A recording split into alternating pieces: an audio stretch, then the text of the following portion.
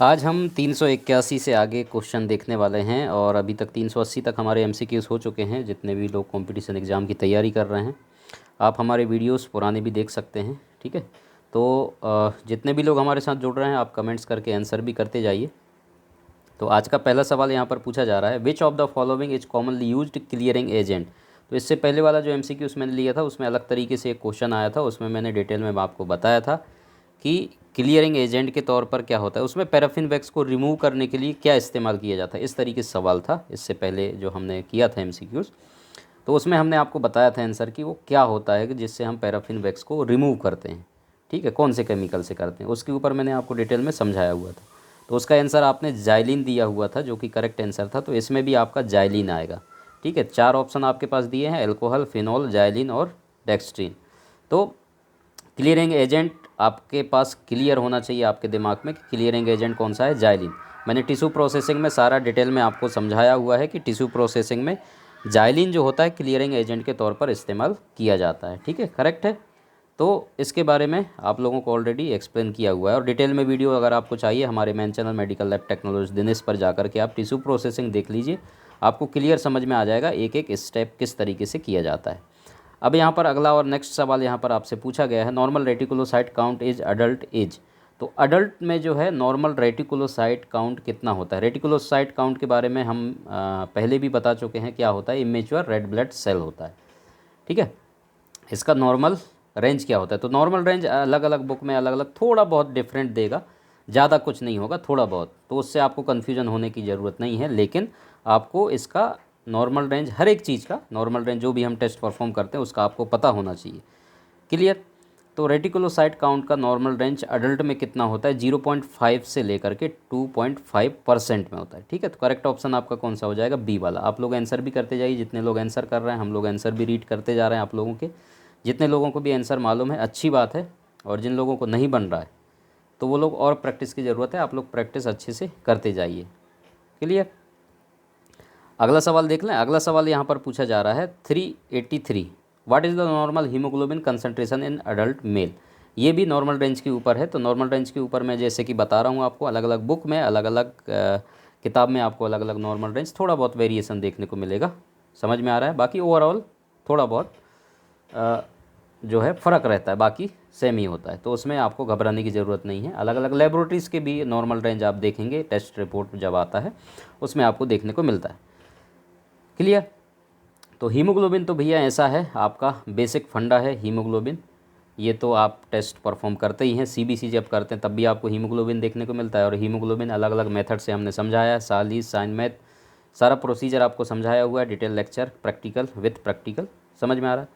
तो ये हीमोग्लोबिन का कंसंट्रेशन या हीमोग्लोबिन का नॉर्मल रेंज वही पूछा है, मेल में पूछा है। मेल फीमेल चाइल्ड सब में अलग अलग होता है, तो सबका जो है आपको नॉर्मल वैल्यू पता होना चाहिए। तो जैसे कि यहाँ पर आपको देखने को मिलता है अक्सर जो मेल में है वो 13.2 से लेकर 16.6 कुछ ऐसा देखने को मिलता है। बाकी इसको आप 17 भी कह सकते हैं। ठीक है, इसको डायरेक्ट 13 भी आप बोल सकते हैं। तो इस तरीके से आपको कुछ देखने को मिलता है।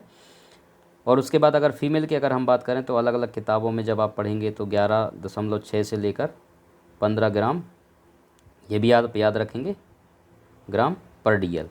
ठीक है, तो यूनिट बहुत ज़रूरी है। यूनिट अगर चेंज कर देगा तो इसका वैल्यू भी चेंज हो जाएगा, उस चीज़ को भी आप याद रखेंगे। बाकी हम ग्राम पर डिसीलीटर में ही एचबी को देते हैं। क्लियर। तो इसका करेक्ट ऑप्शन आपका कौन सा हो जाएगा, ऑप्शन नंबर डी, 13 से 17। क्लियर। चलिए अगला सवाल देख लेते हैं। अगला सवाल क्या पूछ रहा है। तो हम 5 क्वेश्चन ही क्यों लेते हैं, क्योंकि बहुत सारे बच्चे ऐसे होते हैं पूरा कंप्लीट वीडियोस देखते नहीं है, ज़्यादा कैपेसिटी उनकी होती नहीं है, कंसंट्रेशन पावर नहीं होता उतना कि वो ज़्यादा देर तक लेक्चर अटेंड कर पाएँ। ऐसा कमी मैंने देखा है, इसलिए हम कोशिश करते हैं कि जल्दी जल्दी आपको उतना ही जितना आप समझ पाएँ, जितना आपकी कैपेसिटी है उतना ही हम कर रहे हैं। तो आई होप आपको 5 क्वेश्चन कई लोगों को कम पड़ता है, कई लोगों के लिए ज़्यादा हो जाता है। तो इसलिए हम सबका ख्याल रखते हुए हम 5 क्वेश्चन एक बार में करते हैं, ताकि आप अच्छे से उनको समझ पाएँ। और डिटेल में भी अगर आपको पढ़ना है, जितना हम एक्सप्लेन ज़रूरत होता है उतना कर रहे हैं। बाकी और डिटेल में समझना है तो आराम से आप किताब से पढ़ करके और डिटेल में आप समझ सकते हैं। देखो अगर इसको मैं समझाने बैठूं तो इसमें बहुत कुछ है। अगला जो सवाल आपसे पूछा जा रहा है, biocatalyst synthesised by living cells are called. तो बायोकैटलिस्ट जब नाम आता है, ठीक है, तो ये जो शब्द जैसे ही आता है biocatalyst synthesised living cells are called, तो आपके दिमाग में एंजाइम आ जाता है, ठीक है। बायोकैटलिस्ट के तौर पे एंजाइम को ही जाना जाता है। समझ में आ रहा है। तो जैव उत्प्रेरक भी कहा जाता है इसको हिंदी में, अगर हम बात करें तो बहुत सारे हिंदी मीडियम के स्टूडेंट भी हों तो उनको भी मैं हिंदी में एक्सप्लेन करके दे रहा हूँ ताकि उनको भी आसान हो जाए। तो ये आप लोगों ने 10वीं 12वीं में बहुत बार पढ़ा होगा बायोलॉजी में, और जब आप BMLT DMLT कर रहे थे तब भी आपने एंजाइम्स को अच्छे से पढ़ा है।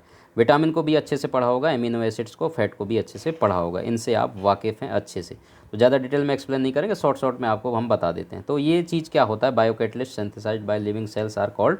इसका करेक्ट ऑप्शन पहले हम बता देते हैं, वो होता है एंजाइम्स। तो एंजाइम्स के बारे में अगर बात करें तो एंजाइम्स प्रोटीन होते हैं जो हमारे शरीर में क्या करते हैं, जो भी केमिकल रिएक्शन होता है उसको उत्प्रेरित करते हैं, मतलब उसको स्पीड को जो है बढ़ा देते हैं। सिंपल सा फंडा है, ठीक है। जो भी जैव रासायनिक प्रक्रियाएं हो रहे हैं या बायोकेमिकल रिएक्शन हो रहे हैं उसकी स्पीड को आपका एंजाइम्स क्या कर देता है, बढ़ा देता है। उसके क्रिया की स्पीड, दर को क्या करता है, सिंपल सा है। उसका जो कोई भी काम अगर मान लो कि बात 10 मिनट में हो रहा है, तो अगर एंजाइम्स है तो उसको क्या कर देगा, वो 5 मिनट में पूरा कर देगा। उसकी क्रिया की स्पीड को क्या कर देता है, वो बढ़ा देता है।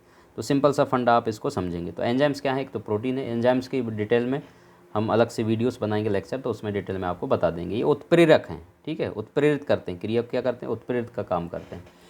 और जो आपके सक्रियण ऊर्जा को कम करके क्या कर देता है, प्रतिक्रिया की गति को, स्पीड को बढ़ा देता है। और एंजाइम अपने संतुलन को बदले बिना, ठीक है, रासायनिक प्रतिक्रिया को क्या करता है, तेज करता है। ये अपना प्रतिक्रिया की गति को तेज करता है और अपने संतुलन को बदलता नहीं है। समझ में आ रहा है। इसलिए इसे क्या करते हैं, क्या कहा जाता है, बायोकैटलिस्ट कहा जाता है या जैव उत्प्रेरक कहा जाता है, ठीक है। ये जीव में क्या करते हैं, जैव रासायनिक प्रतिक्रिया के दर को वृद्धि कर देता है। सिंपल सा फंडा। बाकी अगर हम विटामिन की बात करें तो विटामिन्स क्या हैं, मिनरल्स हैं।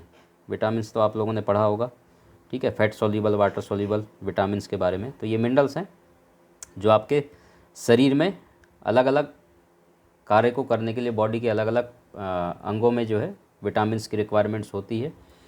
तो ये आप जो भोजन आप करते हैं उसके द्वारा इसकी पूर्ति होता है, जो आपके विटामिन्स हैं।